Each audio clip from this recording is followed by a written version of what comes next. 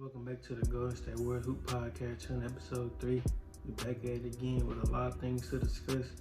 A lot of things going on around the league, such as the NBA schedule getting released, the Harden situation, and checking on Team USA and what they have done thus far. So with that being said, let's jump right into it. First off, the NBA schedule got released. A lot of exciting matchups to tune into throughout the year. You know, the Dubs getting matched up against Phoenix and the Suns on opening night. Also followed up with the Lakers versus the Denver Nuggets. It'll be a fun matchup, rematch of the Western Conference Finals from last season. You know, the Lakers have got so much better this past off season. They have improved in so many different aspects of their team, from a defensive standpoint and being able to shoot the ball, things of that nature. So it'll be a fun matchup. With the Nuggets, they had sort of an okay offseason. Them losing Bruce Brown was huge, no doubt about it, but they're truly banking on a year 2 leap from Christian Brown, and then they're very high on Peyton Watson from what I've been seeing. So yeah, that'll be a great matchup. And then later on in the week, you will have the Boston Celtics getting their rematch against the Miami Heat. And then also you have the Kings versus the Dubs, you know, Game 7. The only matchup to go to a Game 7 in this year's past playoffs. So that'll be a fun matchup. So a lot of fun matchups to tune into. Yeah, but I gotta speak on this with my Warriors, man. Once again, we have the most back-to-backs this season with 15 back-to-back games.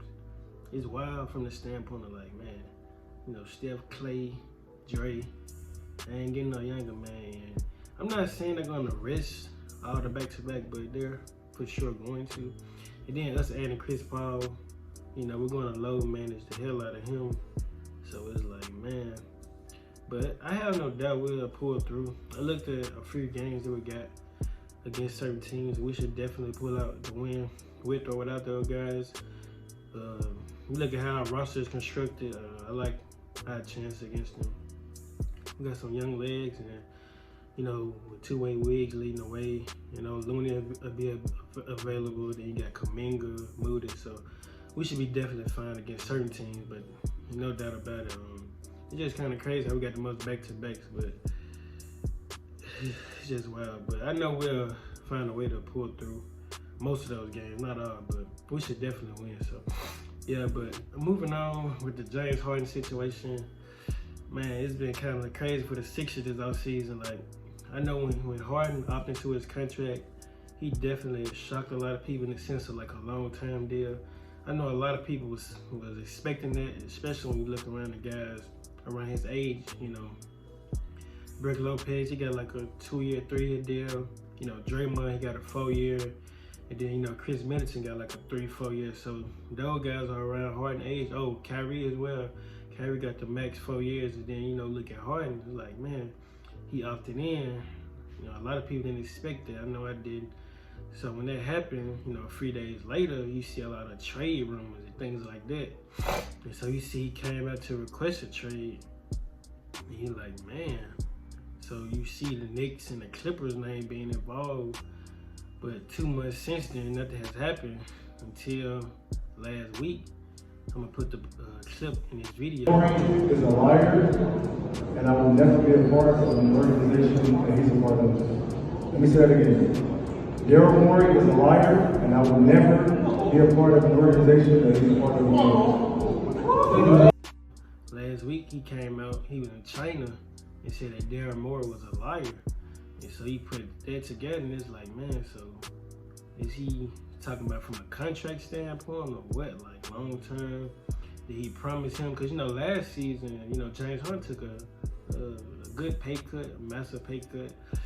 He still could play at a high level. You know, he kind of transformed this game for the better of his career, I'd say. But yeah, he took a pay cut last season, so I don't know what type of agreement him and Daryl Morey had, but I was reading into it today to kind of find out, like, when James Harden opted in, Daryl Morey promised to trade him.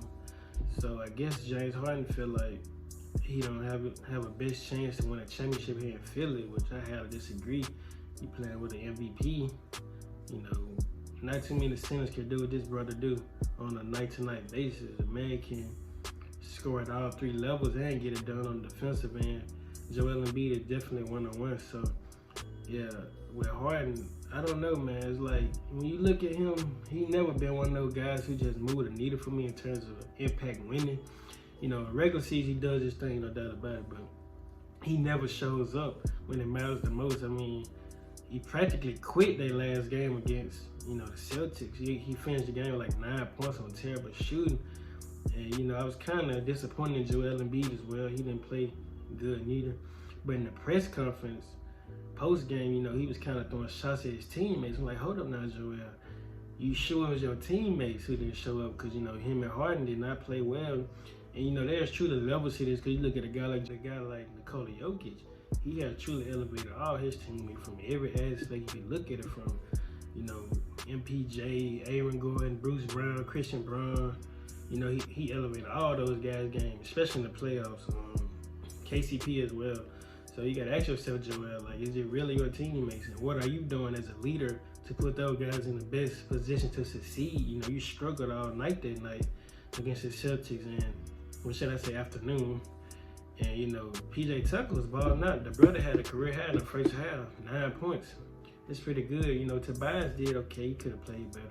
Same thing with Maxey, but, you know, those are your role players. Like, you know, when it's all said and done, it's up to the dudes to get the job done. And Joel and Harden did not show up that game. But, yeah, you look at Harden track history, you know, when it comes down to the playoffs, he never really shown up when it matters the most. So I don't know if Philadelphia gonna force him to stay or what, because, you know, he's 33, he's gonna turn 34 this month. So, you know, you can test the market and see what you can get for him. You can get a lot for him, definitely. You know, it all depends on the way they want to go with this. You know, you definitely want to keep Joel Embiid happy though, because, you know, Joel Embiid been in this league for, I think, 9 seasons and has yet to make it to the conference finals, let alone the NBA finals. So at some point you gotta, you know, do something to knock down that wall to get there. And, you know, it hasn't been the best of luck for Philly nor Joel from an injury standpoint, but yeah, they definitely have to figure that out. I also read into an article that James Harden not going to report to training camp, and that's kind of a problem, man. Like, you know, if you Darren Moore, you thinking now, like, man, should I have traded him? If he's not going to show up to training camp, he definitely should have. So, but we'll see how this pans out. At this point of James Harden's career, you start to question, like, does the brother, you know, care about winning? Do he want the money? It's just confusing, but only time will tell. We'll see, but wish the brother the best, wish Philly the best, Joel Embiid the best. We'll see how all this pans out, you know, moving forward. But moving on to the next topic, Team USA, man, went 5-0 in their exhibition game. Their game yesterday, well, I shouldn't say yesterday, their last game against Germany, they was down 19. Ant-Man wheeled those guys back. Tyrese Halliburton came in, Austin Reeves. Those guys hit timely, big shots. You know, they're doing their thing. And I like this young group. They got a lot of, you know, pieces that, you know, fit well with each other. You got Brandon Ingram, Ant-Man, Mikal Bridges, Paulo, you know, Brunson. You know, you got dogs on the team like Jaren and Bobby Portis that bring that toughness. Even Ant-Man as well. You know, they complement each other so well. Then head of the snake, Steve Kerr, he doing his job coaching, doing a damn good job. Coaching staff as well, Ty Lue, Eric Spoelstra, they're doing their thing as well. So I like this young team. They fit each other so well. And I really think they can take it all the way. The real game start in like 4 or 5 days. Wishing those guys the best, but those 5 games, I really think they could do this. Ant-Man led them in scoring with 18. Jalen Brunson right behind him with like 13, then third. Austin Reeves with like 11, 12 a game, so that's pretty good.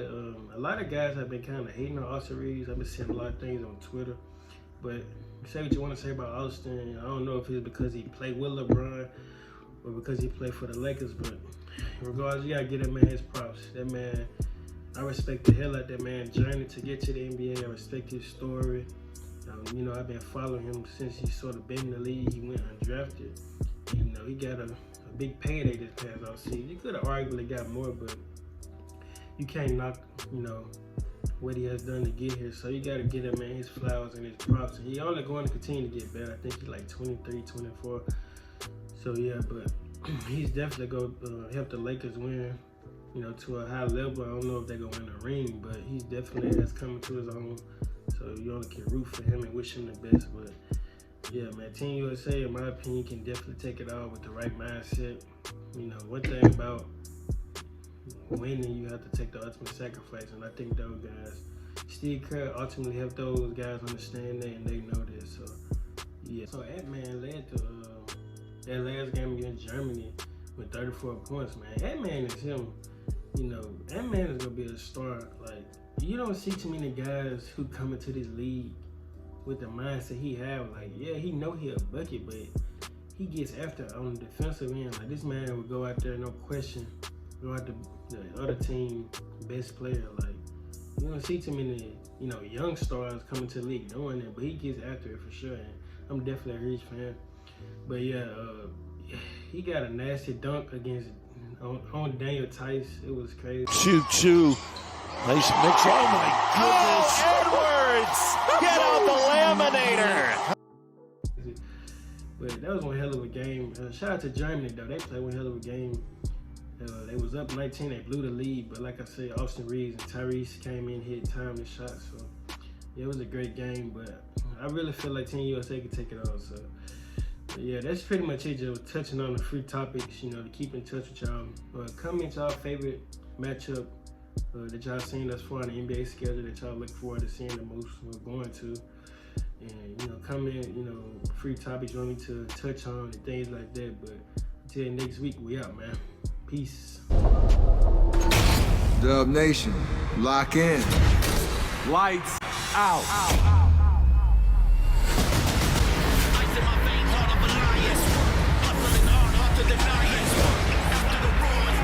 Winning another championship is going to take everything. We know what it takes. That's mental toughness. Until someone knocks us off, we'll never think differently.